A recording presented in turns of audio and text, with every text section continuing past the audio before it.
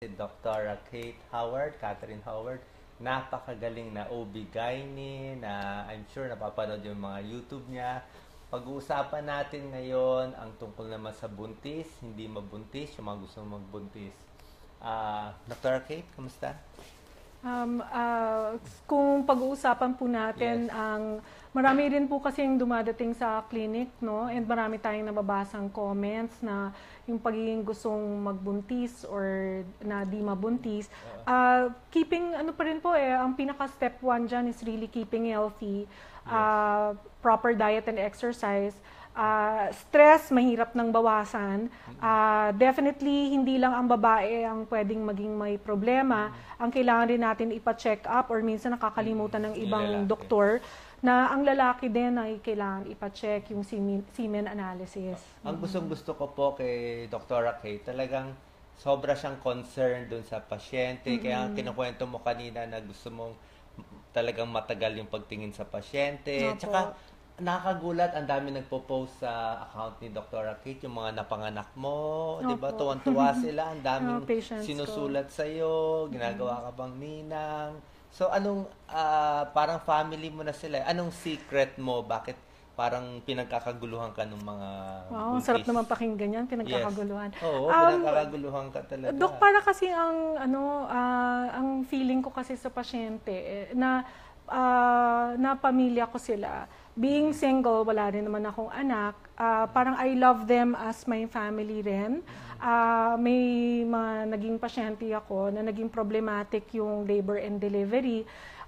Pag naagapan namin yon, whether yung nag-high blood or sumobrang dinugo, pero in the long run, let's say, paglabas ni baby and the mommy, both of them are healthy, definitely, I'm very happy and I'm very glad rin na mismo yung mga pasyente ko, they tell, para bang feeling ko, shout out to the world na they were very proud of me. Thank you po. Thank you very Meron much. sila sinusulat na baka ma-explain mo, Dr. Kate, na parang pag ikaw daw magpanganak, parang walang pain, parang wala daw sila naramdaman. Basta lumabas na lang yung baby, okay na. Ano ba, parang kinukwentuhan mo ba sila? O meron ka daw kwento na parang na-hypnotize sila na Wow. nandiyan na yung baby, okay na. Hindi naman, Or meron ka binibigay ng gamot? Meron ba? anesthesia, hindi lang lang. Each and every patient is different. Yun dapat ang isipin ng nating mga doktor. Yes. Iba-iba rin yung pain threshold kasi may mga pasyente ako Okay. mabababa ang pain threshold. Dapat ready na kung kailangan ba niya ng sedation, or I have patients naman na into gentle birthing or lamas, ayaw nila totally ang anesthesia. Kailangan kasi Kaya mo rin yun. pwede rin po, pero buo dapat yung loob ng pasyente and they undergo, attend mga lectures, etc.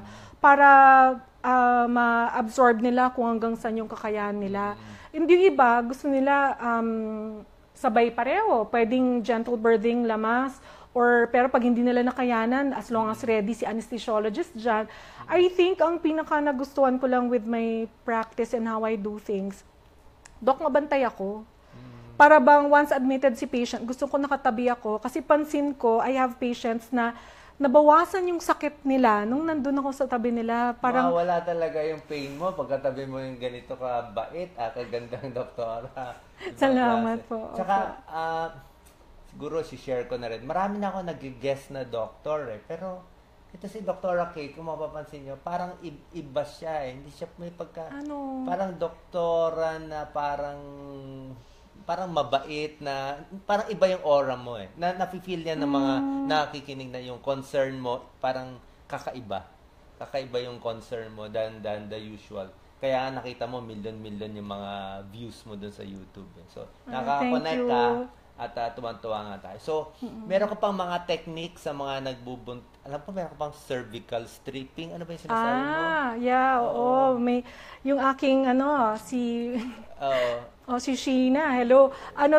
May mini-mention kasi siya, she texted me a few days ago na kakwentuhan daw niya yung mother-in-law niya na about cervical stripping. She remembered during the time na we went into labor and delivery, hindi daw siya nasaktan sa akin. Ang cervical stripping kasi, Papakita natin dito sa baby. Or Yeah, pwede, dito kaya ba? Doc. No, hindi. Pwedeng, let me Kunwari, see, ito na lang. ito. Tama, ito na lang. Ito kasi halos palabas na si baby eh. Itong cervix, pwedeng mas malapit yan dito. Magkalapit yan. Pero para makababa si baby tsaka yung bag of water, ang ginagawa namin, ini-insert namin yung finger sa puwerta, sa vagina. We reach through the cervix, parang sinaswipe namin yung bag against the cervix, away from the cervix. And that usually, parang ini-increase namin or sinushorten namin yung labor course. So, nagle-labor agad-agad yung pasyente pag nag-cervical stripping kami. And most often than not, it could be painful. Pero ang sinasabi ko dun sa pasyente is kung kailan siya ready. Hindi yung suksok ng daliri, strip ka, walang kamalay-malay yung pasyente. Definitely masakit. Pero siguro ang nangyari lang with us, full of trust talaga, nasasabihin ko na, okay, magsistrip na ako, hinga malalim, relax lang. So by the time natapos ako, tapos na. So ang akala ni mother-in-law, baka daw binigyan ko siya ng anesthesia.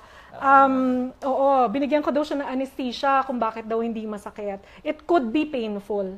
Okay. Oo. Another common problem, Doc Lisa, yung UTI pag buntis. Yes, Dr. Kate.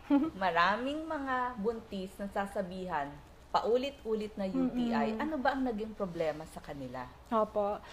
Very high risk ang buntis sa UTI. Kung iisipin natin, ito yung puwerta, ito yung vagina, nasa taas lang yung urethra. Comparing a male and a female, alam natin ang penis, 'di ba? Urethra yung entire na penis. Kung kukumpara natin sa babae, shorter lang ang urethra ng babae. Ang lalaki mas mahaba. So, higher risk ang babae compared, mas maganda. Higher risk ang babae na mag-UTI compared sa lalaki. Kung titingnan nyo to, maliit ang urethra, maikli. Pag buntis, ito ang matres, no? Pag buntis, ito lumalaki ang matres. Laman kasi baby. Napipress ng malaking matres ang pantog.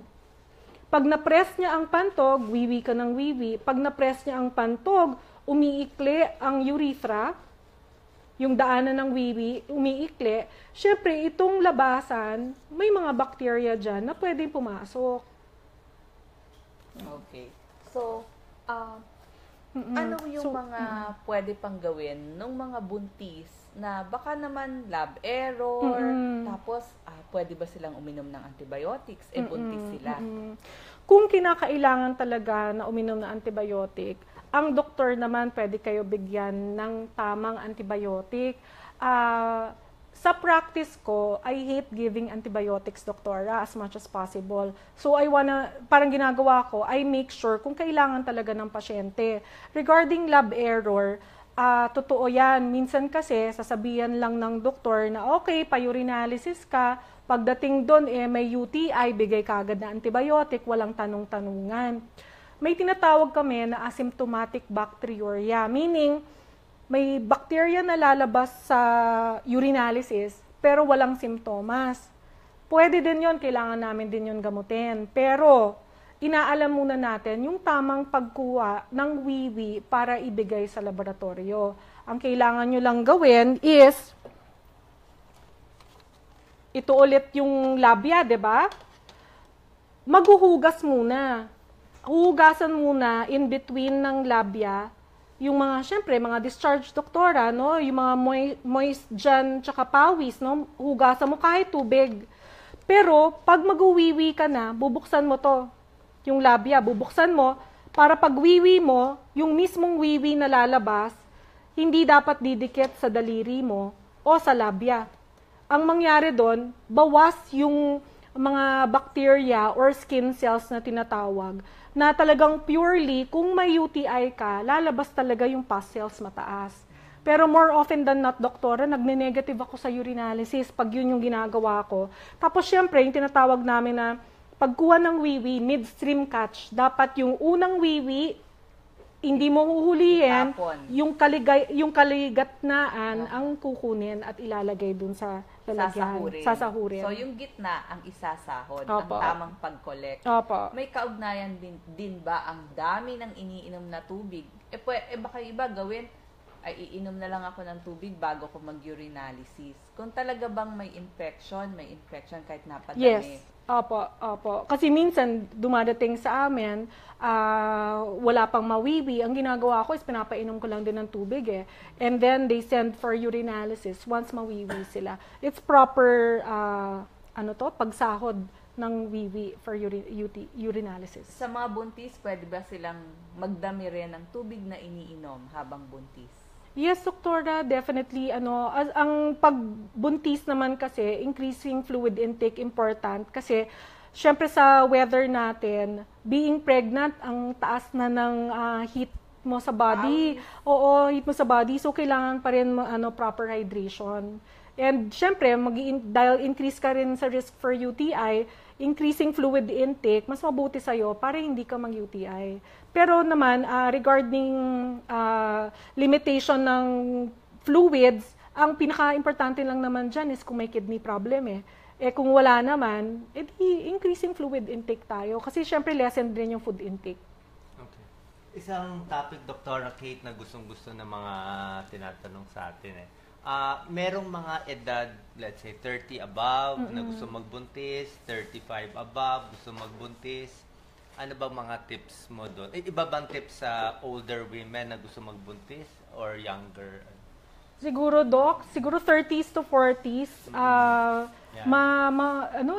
Mag-folic acid na kayo kung gusto nyo mag-pregnant. Folic acid, yes. Multivitamin. Multivitamins, any multivitamins naman na kahit hindi pa buntis. Kahit hindi pa buntis, mas gusto nga namin, Doc, 2 to 3 months before wanting to get pregnant, you have to take folic acid. Bakit? Para saan yun? For better cells. Ang iniisip natin kasi, mas maraming problem yung bata as we get older and get pregnant older. Ano bang risk, let's say, above 35 na? Nakikita mo ba yan na may risk? Or may nabasa ako, 43 years old na? Yeah, ang oldest ko, Doc, 46. 46? 46-year-old. Oo. So, anong mga iingatan nila? Kasi merong mga gusto pa rin mag-buntis. Yeah. High risk, ang 30s above, high risk kayo for diabetes, hypertension. Pagbubuntis pa lang iniisip ninyo, high risk na din kasi pwedeng makunan, pwedeng premature delivery, other than difficulty of delivery na possible kayo ma-CS. Pero bakit nagkakaganoon? Anong problema? Bakit pag may edad na? Let me see. Kung may edad kasi, Doc, even yung cells ni mommy older. So parang yung egg cells older. And yung body, syempre pag diabetic ka or hypertensive, mas konti oxygen. Other than the weight kasi maraming points yan, Doc, na sa regarding sa weight, any age yan. Pag nag-increase ka ng weight, possible na yon ng high blood, diabetes. Pag high blood diabetes, ang worry mo dyan, ano mangyayari kay baby, pwedeng mamatay, pwedeng makunan, etc. Pag si mommy, mayroon akong mga, let's say, pwedeng pag nanganak ka, maging complicated ang delivery mo, ma-CS ka. Dahil nga, kung diabetic ka, hindi properly treated yung diabetes mo, pwede kang ma-insulin. Pag hindi maganda ang management mo ng glucose, ang tendency niyan, Dok, pwede mamatay ang baby at 8 months up.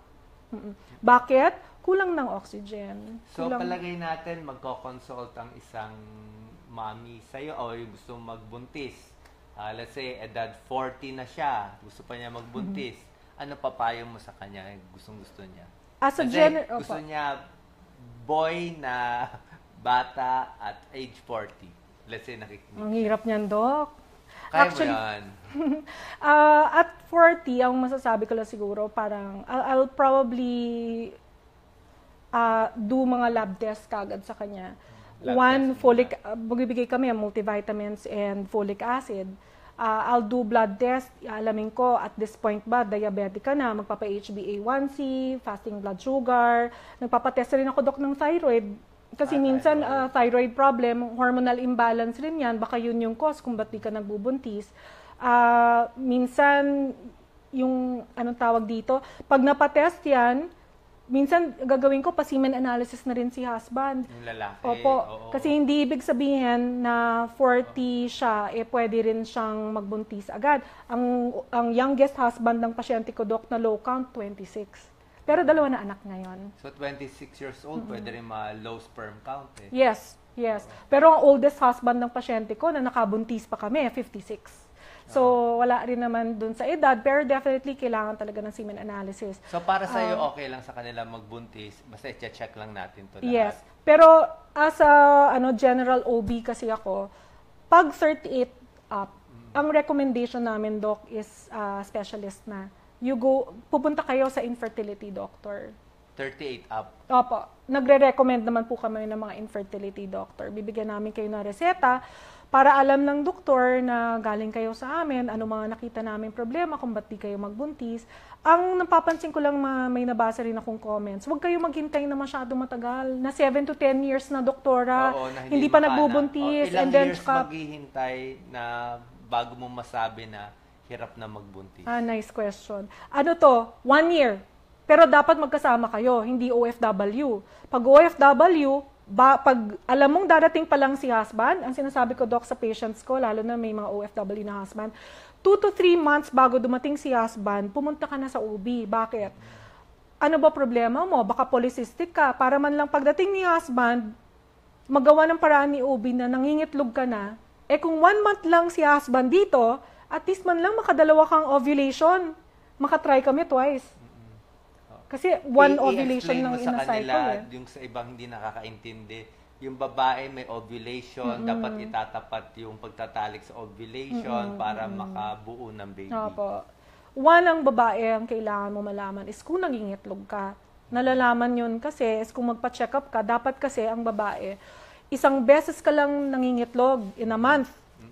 In the middle pa ng cycle mo. Eto, yan, doktora, maganda yan. Hindi makukuha yan sa init ng katawan, sa natural, discharge. Sa natural, doktora, mahirap pa din. Kasi ito no? Ito yung ovulation. Ito is after mo mag-mens, no? Numipis yung endometrium. Day 0. Oo, day 0. Ito, ibig sabihin niya, nag-mens ka. Yeah. Let's say 4 days ka nag-mens. Ito yung menstrual phase. Pagka-mens mo, yung endometrium mo, ito yung pinag-uusapan natin endometrium kanina, Doc. Ito yung kumakapal, ha? Ito yung pag-uusapan natin kung saan yung bahay bata, ha? O sige, baba tayo sa baba. After ng mens mo, magki-clear ka na dito, napapansin nyo, whitish discharge na to or clear. So, endometrium mo, nagiging manipis na ulit. Tapos yan, kakapal na ulit yung endometrium mo. Day 4. Oo, from day 4 going up, proliferative phase yan. Ang alam natin, pag 28-day cycle ka, meaning, yung susunod mong mens after 28 days, alam natin, sa kalagitnaan, mag-ovulate ka. Meaning, yung nag-grow na follicle, lalaki yun. Pagdating ng day 14, dun ka mangingitlog. So, siya rin palaki lang siya na palaki. Oo. So, dapat magandang quality itong egg ng mommy. Diba? Ang problema natin, Doc, as you get older, yung quality bumababa. Yung quality. So, the earlier, the better pa rin talaga. So, dito lumalabas sa day 14. Mga day 14, kung 28-day cycle ka. Pero may mga 35-day cycle yung pasyente or 40, nagiging later yung ovulation. Pag-uusapan natin mamaya yung day 20 na mga ganon. Opo. So, pag nag-ovulate ka, makapal na yung endometrium. Kung saan kakapit si baby. Ready na kumapit yung egg. Ito, bumababa. Kung aakyat tayo dun sa fallopian tube, di ng itlog, Ito yung itlog. Okay. Opo. Papasok ngayon sa fallopian tube yan. Dito yan dadaan. Sigurado siya masishoot dito. Opo. Nakita niyo itong fimbriae, para yan mga daliri. Ika-catch niya yan. Paano kung mahulog siya dito sa baba? Sa abdomen? Hindi. Talaga nakakatch niya. Nakakatch po Nakakatch niya. Ang galing naman ng gawa ng Diyos. Magaling po si God. Ito po, pag na-catch niya, magta-travel siya dito sa fallopian tube. Pag may contact, milyones na sperm dadaan sa loob ng cervix, dadaan dito. Iba pwesto, pero iba, sana, pagdadasal natin, kahit isa, makipag-meeting dun sa nag-ovulate na. So right or left lang to? Right or left. So pag yung mga sperm pumunta sa kanan, wala yun, nagkamali sila ng turn. Oo. Oy, kailangan matalino kayo. Oo, pinagdadasal yan. Doon kayo sa tamang iikutan. Yes. Baka wala kayong mamimit. Now, ang importante is hindi ka talaga dapat nag-infection and whatever. Bakit? Kung dito ka ng itlog, may mga sperm na gustong dumaan, dito may infection ka, na-block to, hindi sila mag-mimit or nag-ectopic. Kaya very Ang ectopic dito nagbubuntis. Dito sa fallopian. Kaya dapat maingat kayo, nagpapacheck up. Baby dito, hindi malalaki. Kaya pumuputok, Dok. Puputok ito. Dinudugo, sumasakit ang tiyan, kailangan buksan. Opo. Hindi niya kaya. Ang ectopic, di ba? Pwedeng makamatay yun. Pwedeng makamatay pag hindi na operahan. So, pag nag-meet yung egg and sperm, dito sila nag-meet. Dito sila nag-meet, and then dahan-dahan na yan bumababa habang... iikot. Opo. Tapos, dito na yan sa kakapit. Siya. Dito na siya mag-form ng baby sa tiyan. Sa endometrium siya. Okay. Kumakapit. So, ganito na yan. Oo. Pag nag-ovulate, ganito nangyayari. Ito nangapal, dito siya kakapit sa endometrium. What if walang fertilization? Hindi namuo, walang sex, hindi nag-meet ng sperm. Ito, continuous lang na kumakapal. Itong cyst na naiwan nung nag-ovulate, wala lang yan, umiimpis, nawawala. Ano mangyari sa egg cell? Mamamatay? Mag-disintegrate lang, Doc. Parang mawawala lang, ma-absorb lang po ng matres. So, pag ito, wala namang nangyari, walang pagbubuntis, magma-mens na lang din, balik tayo doon. Magma-mens na lang siya sa dulo ng cycle. Magma-mens ka na lang ulit, balik ka ng day 0. Pag yung babae hindi nagre-regla, wala siya nitong egg cell. Opo. At tinatawag namin anovulation. Opo. Para dun na ngayon pumapasok, Doc, yung mga polycystic ovaries, hindi ka nangingitlog, hindi ka nagbubuntis. So, ang tips natin, malinaw na malinaw, dapat may egg na lumalabas, tsaka may sperm na lumalabas, tsaka dun sa tamang ikot. Ngayon, let's say, ang tanong, Doc, every 28 days, every month ako nagme-mens. May contact kami. Di, alam mo na, yun ang points nyo. Dapat nangingitlog, dapat may contact. Ang regular contact para alam mo kung nagbubuntis ka, at least 3 times a week ang normal contact for you to try to get pregnant. During ovulation lang? Yes, but the thing is, kailan ovulation nyo, Doc? So, hindi nyo alam, di ba? So, ang namin dyan is, we give a couple 1 year, or kung may age ka na, di 6 months. Pero for you to try to have contact, to get pregnant, kailangan mag-contact at least 3 times a week on different days. So, ibig sabihin nun, kung kaya nyo ng every day or every 2-3 days, so much the better. Tsaka hindi kagad tatayo. Kasi what if nga, ma-low yung count ng guy, kailangan mas mabuting nakahiga after contact. May pillow under the puwet. So, yun na nga, yung last tip mo, pag nagtatalik, dapat nakahiga lang yung babae for 30 minutes. At least 30 minutes to 1 hour. Oo, parang iniipon. Opo. Tapos yung ayaw naman magbuntis, kailangan tatayo agad. Pwede bang ganon? May iba pa pong parang kasi maraming ganon, mga lalaki at babae pero hindi, ayaw. Opo. But the thing is, hindi lang yon. Ang kailangan nyo talaga is contraceptive. Or natural family planning. As an OB, kaya ba yung natural family planning? Mahirap po eh. Kasi ang tanong is regular po ba yung cycle? Pag maganda yung cycle ng babae, kaya ang natural family planning. Kasi yung tinatawag nila, di ba, pinag-uusapan din kanina, yung discharge. Pag nasa gitna ng ovulation kasi, or yung day 14, around that time, yung lalabas na yung egg. Oo, yung lalabas yung egg. Yung discharge ng babae nun, yung tinatawag doktor na parang egg white, pag ginanyan mo ang haba, yung para siyang sobrang labnaw na nakadikit pa rin. Parang malabnaw, egg white, gumaganon. Pag malapit ka na magkaroon, nagiging whitey na pasty. Pag ganon, hindi ka nakakabuntis. Pag ganon. So yung mga gusto magbuntis, kailangan parang egg white. Yes. Yung ayaw magbuntis, ayaw natin yung egg white na time. Apo. Okay. So, let's say, nagbuntis na, ano naman ang mga tips natin sa kanila? Kasi mga ibang mommy, di ba, hindi na nagpapa-check up, kung ano na kinakain, di ba? Tapos, magkaka-problem. Food, sleep, stress, mga kailangan bang tingnan yan? Opo. Ang importante din talaga is check up pagbuntis. Kasi maraming napapansin or nakikita or nadadiagnose ng doktor kung anong problema. Ang importante is diet and exercise. Yan na naman tayo. Kung buntis kasi, marami tayong mga nutrients na baka kulang sa dieta, lalo na ngayon, doktora, ang daming fast food rin. Kaya tayo mapursige magbigay ng folic acid tsaka ng multivitamins kasi ayaw rin naman natin na ang bata yung mga, alam mo yung mga cleft lip, cleft palate, di ba? So, ang tendency... Ano po cleft lip, cleft palate? Yung may... Hindi, low po ang folic acid. Hindi nagdidikit yung bones ng face. So, ito nakikita natin, yung may, tawag dun sa Tagalog, Dok? Parang bingot.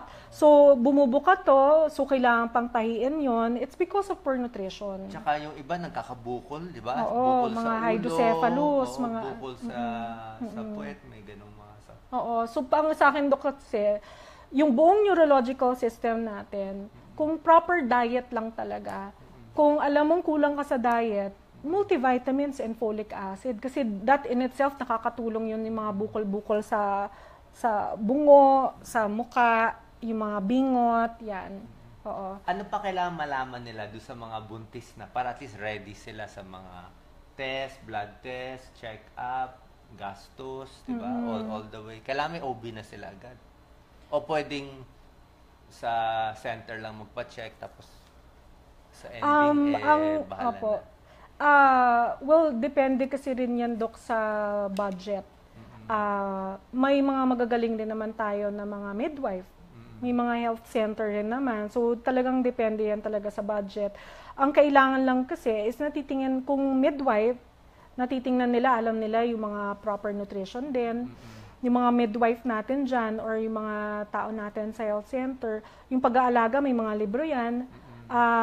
If worried ka sa sarili mo, siguro kahit isang beses magpa-OB ka bandang 5-6 months para lang malaman mo na okay lahat, mabigyan ka ng go signal na mag-try manganak sa lying in or may mga lying in naman, Dok, mga OB din naman na nag-aalaga. So, depende yan talaga sa budget. Ang importante lang talaga is diet and exercise. May na-meet pala ako din na pasyente, Dok. Ang sayang lang talaga kasi 4th baby na niya. Nung na-meet namin siya, dinala siya sa OPD ng Cardinal. Kailangan namin siyang admitin agad kasi nagdidelikado yung buhay niya. Nung inalam namin, nagpapacheck up siya sa health center. Ang age niya was 32 years old, pang-apat niya na anak. Nung inadmit namin siya, 8.5 months pregnant, pero wala na yung baby, patay na. Bakit naman? Ang initial ko, nung pina-blood test namin siya, ang lumabas ay diabetic. Na kailangan namin sa sobrang taas, kailangan siya i-insulin, kailangan siya ma-ICU. So it was almost a diabetic stroke. So, ganun lang kasimple. Dapat sana nagpa-check ng blood sugar habang nagbubuntis. Hindi napa-check, namatay yung baby, pati yung nanay, nagdelikado yung buhay. Kasi magkano lang naman blood sugar test, baka 50 pesos lang. And I think kahit naman sa health center, may mga pang-test sila ng sugar na pwede tingnan. So, sugar talaga napakahalaga. Definitely, Doc. And being Filipinos, kailangan natin din talaga pa-check yan. Kasi may pagka-moderate risk tayo dyan. Sa mga buntis, ano bang tips natin? Meron bang habang naglalakad? Paano ba sila hihiga? Di ba? Mas gusto natin left lateral or yes. Well, sa amin naman, any position. Pero ang sabi nila, ang pinakamagandang position is naka left lateral, meaning nakahiga ka sa left side. Pero syempre, kung mapagod ka, ito, Doc, kasi is malaki na yung bata, nape-press niya yung mga ugat-ugat o blood vessels sa likod, yung malalaking ugat. No? Pag naka-left lateral, nawawala yung pressure dito sa blood vessel, mas better yung oxygen na pumupunta kay baby. Pero ang maganda ring position, lalo na kung 7 months to 9 months na, kung wala nang pakiramdam ang kaliwa nyo, umikot din naman kayo. Kanan. Ang maganda din is kanan o ang maganda din is yung nakahiga, pero marami ng pillow, mga 3 pillows na, para at least hindi maltaas yung pressure dun sa mga ugat. 3 pillows sa ulo? Opo, iulo hanggang balikat. Meron bang mga tips sa mga buntis? Kailangan ba magpa-ultrasound pa ba yung baby? Well, definitely meron po. Ang pinaka-ultrasound lang naman na kailangan. Kung walang problema sa first 3 months, minsan nagpapa-ultrasound ako, Doc, sa first 3 months, isa. Pag sa second trimester, nagpapa-ultrasound ako bandang 5 or 6 months. Congenital anomaly scan na yun ako. Para lang tingnan na ayos si baby, na walang problema, yung mga bingot nga, etc. Kung kumpleto yung Kung fingers. nagtitipid tayo, anong month Kung lang? nagtitipid, Let's say isang ultrasound lang ang ay, 5 months na. 5 months na. Doon mo makikita kung may abnormality. Opo. Mahahabol pa ba yun? Hindi. Kasi ang sa atin naman kasi may mga test nga ngayon, yung mga non-invasive pregnancy testing na inaalam, may mga chromosomal abnormality, etc. Pero very mahal siya, Doc, pag pinapagawa yun. Ang tanong, kung malaman mo nga na may abnormal, as Filipinos, hindi naman natin pinalalaglag. Pinaghihintay lang din tayo. So kung nag-iisip tayo ng best ultrasound na 5-in-1, etc., ang sa akin, sa 5 to 6 months, kita mo na lahat doon, kumpleto ba si baby, naghihintay ka na lang ba, nakita mo na yung placenta, kung mababa, or kung kakayanin mo ba mag-normal delivery, etc. Pag 5 months, pag 9 months, minsan kailangan rin ng ultrasound para malaman kung okay yung baby. Kung malikot naman yan or maganda yung size ng tiyan, kasi even sa midwife, mini-measure yan, Doc, from 18 weeks hanggang 31 weeks or 32 weeks, mini-measure namin, equal siya dapat. Ibig sabihin kung ilang centimeter yung tiyan, yun rin yung age mo ng pagbubuntis. Kung may discrepancy na, let's say 2 weeks. Let's say 30 weeks siya. Dapat 30 centimeter dapat yung tiyan, mini-measure namin ng measuring tape. Pag 1 centimeter more or less, kunyari pag gano'n namin, 29 centimeter, okay pa rin yung size ni mommy tsaka ni baby noon. Hindi masyado malaki, hindi masyado maliit. Ang pagkain ng buntis, diet, o kainin lahat ng gusto? Siyempre may diet kasi hindi ako nagpapalaki ng buntis. Hindi mo pinapataba masyado? Hindi. Para dapat sexy lang. Gusto ko sexing buntis. Baka masyado maliit yung bata. Hindi. Depende po sa weight ng mom. Kasi ganito, ang normal weight gain ng mom dapat 2 to 4 pounds every month lang. Pag masyadong payat, let's say underweight yung mommy, may extra 10 pounds additional na pwede siya mag-gain. Yun, so pwedeng tumaba ng konti kasi para rin sa health niya yun. Pag obese naman yung pasyente ko or overweight, lumiliit. Would you believe, doktora, kung ang normal weight gain sa buntis 25 to 35 pounds ang normal weight gain ng buntis. Pag overweight or obese si mommy, minsan dapat 15 to 20 pounds lang ang gain. So para malaman namin kung maganda yung weight ng baby, ino-ultrasound. But the thing is kasi, pag obese si mommy, pag tinest namin ng hypertension and diabetes, doon nagkakaalamanan. Kasi Doc, pag diabetes, syempre we wanna make sure na hindi sobrang laki yung bata kasi it's another complication. Pag diabetic, pag hindi maganda ang sugar, yung glucose maintenance mo, kawawa yung baby. 1, kaya mamatay at 8 months kasi poor ang nutrition, poor ang oxygen ng pag-ikot niya. 2, pwedeng sumobrang laki yung bata na magkakahirapan ng labor and delivery, pati CES posible. Pag sobrang laki, yung mga macrosomia, Doc, minsan 9-pounder, 10-pounder, lumabas nga sa puwerta ang ulo, lalabas ba ang katawan? Minsan may tinatawag kaming shoulder dystocia, naiiwan. May isa akong patient niyan, nanganak noong December. Ulo lang lumabas, tapos yung shoulder na iwan. May 2 akong pasyente niyan, Doc. On insulin, lumabas ang ulo, na iwan yung katawan. We had to do a lot of maneuvers. Tawag namin doon, shoulder dystocia. So, nagkasira-sira yung... Siyempre, 1, pwede mag 4th degree. No? Hiwang-hiwa yung puwerta. hanggang puwet.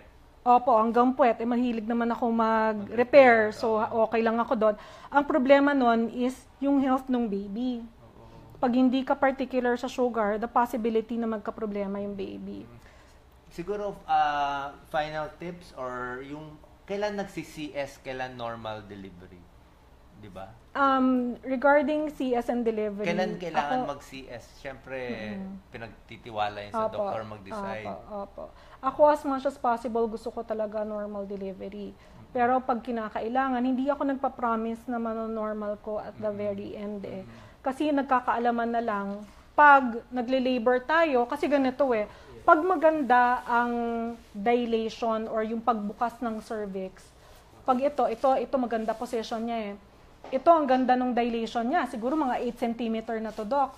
Pag maganda yung progress ng labor, nagdadilate ka maganda, bababa at bababa yung baby, iikot yan, lalabas yan ng vagina. Pero kung maganda naman yung dilation, pero bumababa yung heartbeat ni baby, no? Ito non-stress test to, Doc. Ito yung machine na nilalagay namin kay mommy to make sure kung okay yung baby. Kung nagdi-distress si baby, binabantayan namin kung kakayanin pa mag-normal or CS. Minsan, kung kaya nagdi-distress ng konti, dahil bumababa lang siya. Baka naman mas mabilis mag-normal. Minsan, doktora, may ganun akong pasyente na normal pa kahit may distress. Pero pag very severe na yung distress ni baby, minsan talaga, Doc, napapa-CS kami. Regarding cesarean section, definitely placenta previa. Ibig sabihin nun, yung inunan, tumatama yan hanggang dun sa cervix. Siyempre, paano lalabas yung baby na kung yung inunan nakatakip kung nasan yung cervix? Minsan ang nangyayari, dahil sa placenta previa, dinudugo si mommy, kailangan na talaga siya i-CS. Walang cause itong mga placenta previa, no? Itong mga ibang wala. Ang nangyayari, Doc, is kung saan kumakapit si baby eh. Once, di ba yung napag-usapan natin kanina yung pag-ovulate, tapos di ba kumapit siya sa loob ng matres, yung kapit ni baby kung saan nag-form yung placenta nandun sa may baba, no choice ka. Pero syempre, habang lumalaki yung pregnancy, yung placenta nahihila yan pataas. So ang prayer natin yan, yung placenta previa the first 3 months ni mommy, sana yung placenta previa umakyat. Pero siguro, Doc, mga 10% na they stay lang yung placenta dito sa baba, na napapa-CS talaga kami. Yes. Another one naman, let's say, maraming tubig. Diba, minsan sinasabi natin na maraming tubig sa loob ng yung bag niya ni baby. Pag maraming tubig, nag-rupture, minsan ito ang nakakatakot na gusto namin i-CS din. Yung cord ng bata, lumalabas sa puwerta, Doc. So, ang tendency niyan is pag lumabas to, pwede nga mag-distress si baby, another cause to kung bakit na si CS. Kaya ang sinasabi... ma-prevent yan. Like ito, hindi ulo ang nauna. Oo, kasi Doc, ito pa din, yung isa pang extra. Pag once pumutok ang panubigan, wag mo nang hintayin yung contraction kasi ang worry natin is baka yung cord yung lumabas. Yun yung nakakatakot. Another naman is fetal malpresentation. Pwedeng kamay, pwedeng shoulder ang lumabas or ito via ultrasound or pag inai, tiningnan namin kung ulo ba yung nandito. Kung iba ang makapa namin or minsan puwet ang nasa puwerta, nasa pelvis, yun kailangan po talaga i-CS kasi hindi yun lalabas. Bakit may taong yan, CPD? Si Doc Lisa, CPD. Ganon? Ayun. Iba po kasi yung measurement ng ulo ng bata, alam namin na hindi kakasya sa pelvis. Pero ito, para magkaalamanan nito is by examination or meaning minsan x-ray. Pero most often than not, pag first baby pa lang, trial labor pa din. Tapos doon na lang nagkakaalamanan kung hindi ka nagdadilate na, let's say hanggang 5 cm ka lang or 6 cm, tapos bumubukol na yung ulo ng bata, minsan by examination, maliit pala yung buto, kung ba't hindi makalabas. Marami ba may CPD? Hindi naman. Not so many. Not so much po, pero kasi regarding CPD, may tinatawag rin kaming feto-pelvic disproportion, which would mean, baka naman pelvis mo kaya ng baby na 6-pounder. Pero pag 9-pounder yung baby, definitely hindi kakasya. So, may disproportion dun sa size ng baby tsaka sa pelvis ni mommy. Pero trial labor pa rin, Doc. Sobra na natin tagal na hatak si Dr. Kate ng oras. Maraming salamat. Last question na lang nabasa ko. Yung isang nag-comment, napakaganda, napakagaling ni Dr. Kate. Ang sarap-sarap mo daw may explain. Nabasa ko yung comment ngayon. And yung isa pa Thank rin, you. sabi niya, 45-year-old na daw siya. Pwede pa daw ba? How do you answer that? 45-year-old. Gusto pa niya magbuntis. Kailangan mo siguro magpa-examine. Ang mas mabuti... Let's say may 3 baby na siya before. Okay. Gusto lang niya another one at 45. Oh, okay. So, actually, easier yun. Easier Oo, yun. kasi the fact na may kids ka na, kaya mo pa ulit mag-anak, but mas magiging careful ka kasi high risk ka talaga because of age. Yung mga blood vessels natin, etc., nag-age yan eh. So, even let's say sa matres mo, nag-age din yan. Pag nagbuntis ka, before ka mag-pregnant, kung gusto nyo talaga mag-baby, yan na, ulitin ko, multivitamins and folic acid. Kahit papano, napapabagal mo yung aging mo as yourself. But, siguraduhin mo, pa-check up ka with an OB, kasi once you're pregnant, posible ka talagang maging high risk for hypertension and diabetes other than other things.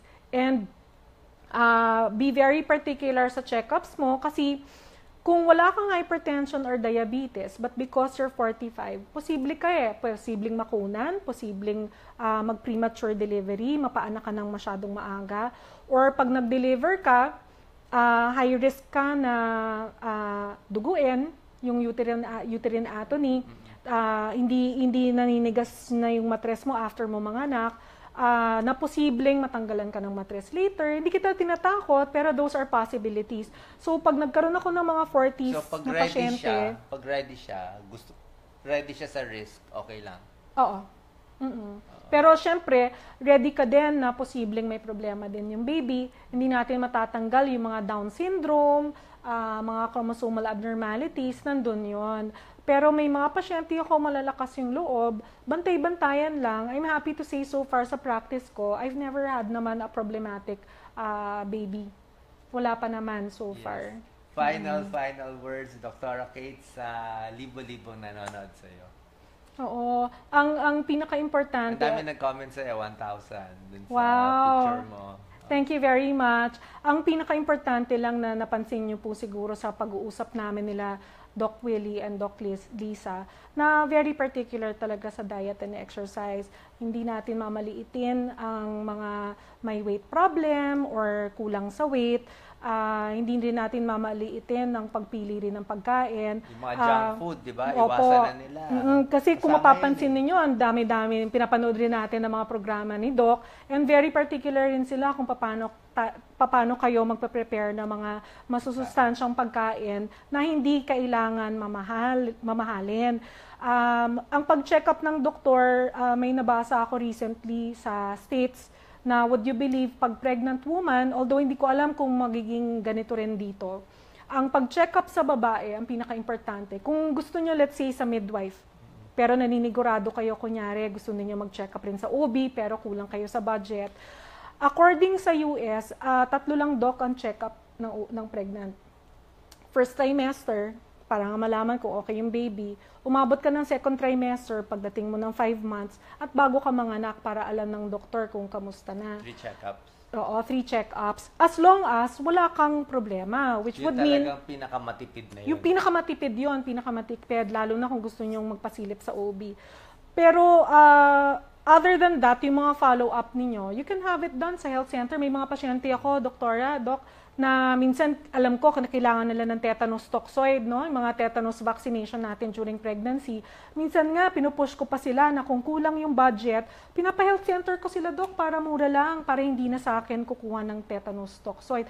Flu vaccine, I don't know if it's part of the health center, pero may mga pasyente ako, tatanungin sa akin, Doktora, pwede na ba ako magpa-flu vaccine? Kasi yung kumpanya ko, nagbibigay ng libre as part of their coverage. Sabi ko, go, kunin nyo. Hindi naman problema yan.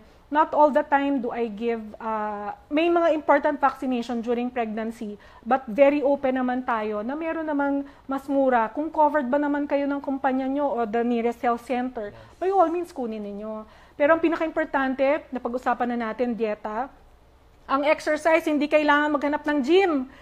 Kahit sa bahay ninyo, ikutan nyo yung bahay ninyo, lahat ng stairs, akyatin ninyo, akyat baba. Kesa pag paano ba to? Kung mag-grocery, di ikutan nyo yung grocery. Kung malapit lang naman yung pupuntahan nyo, lakarin nyo na lang. Kesa naman mag-taxi or mag-jeep pa. Ganun, maghahanap talaga kayo ng ways. Kung may bata ba dyan, usually sinasabi ko sa mga pasyente ko, may 1-year-old ka, 2-year-old. Bitawan mo, habulin mo. Exercise din yon. Or may mga floor exercises na pwedeng gawin. Sasakay mo lang yung bata, bubuhatin mo. As the child gets older, yung weight rin niya bumibigat. So, ibig sabihin nun, yun na mismo ang pang-weight ninyo, di ba? Instead of sa gym. Okay. And syempre, ang pinaka-importante pala na pag-usapan namin, ang pinaka-important talaga hygiene. Kasi other than the possibility kalinisan sa private parts. Yes. Hindi lang sa private parts, sa kabuuan, kasi even body odor can happen. And kasama na doon yung singit-singitan sa private part. Kasi ayoko man lang din sabihin, but ang singit at ang mismong puwerta para actually kilikili, sorry to say. If hindi siya lilinisin, definitely pwedeng bumaho. Para iwas Very infection, moist. Iwas infection. Opo. And decreased risk for UTI. Okay ba? Para nasa clinic tayo lang ni Dr. Kate. Bago mag-goodbye, ikaw na mag-goodbye, Dr. Kate. Sa mga nanonood sa'yo, lahat ng nanonood sa'yo, here and all over the world. Marami nga nagsasabi, dapat may YouTube channel si Dr. Kate. Dapat may, nahanapan ka na hindi po kaya. Sarili mong account, ayaw na sa amin. Actually, ang dami nga po nagpa-friend request at nag-ask nga kung gagawa ng account.